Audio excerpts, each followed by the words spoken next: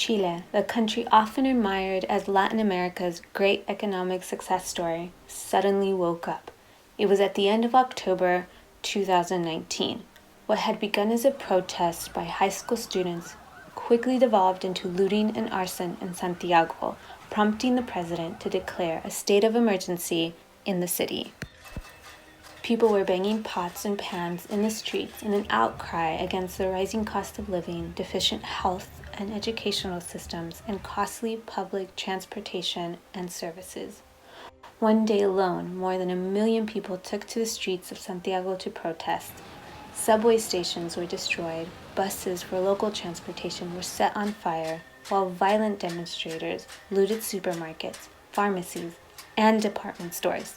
As I witnessed firsthand how people anger escalated to levels I have never seen in Chile, my first impulse was to just leave the country and come back to the United States.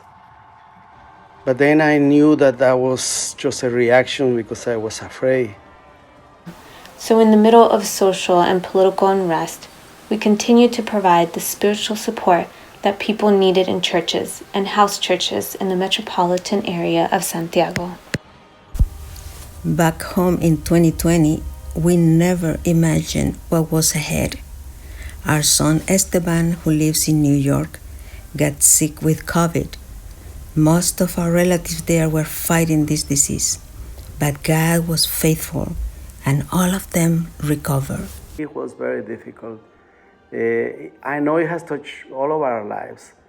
We lost a dear friend from Brazil. He was a young man that he and his wife were like children to us. He was just 35 and he got sick and in 2 weeks he died.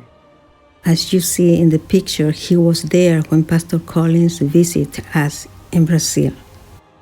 For Christmas, I was able to come back to the States. And while I was there, I realized I just couldn't go back, to the mission field as I wanted until I get the vaccine.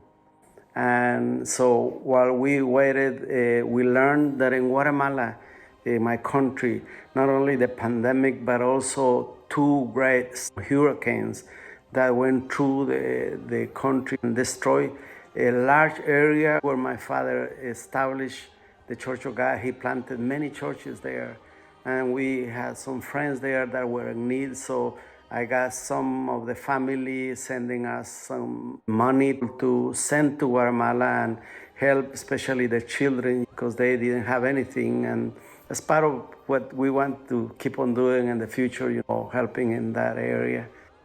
The situation in Chile is getting better. The health ministry's goal is vaccinating 4 out of 5 Chileans before the end of June. It will take a lot longer to fix the economic situation, but we are confident that with your prayers, we will be able to continue our ministry there. Next Saturday, I will go back to Chile. I have the 2 shots already, and I'm really excited about going and helping people that I know are in need. But I wanted to thank you for helping us. We have been able together to touch many people. The Lord bless you. Thank you, Pastor Russell and Sylvia, for your prayers and your concern. We love you.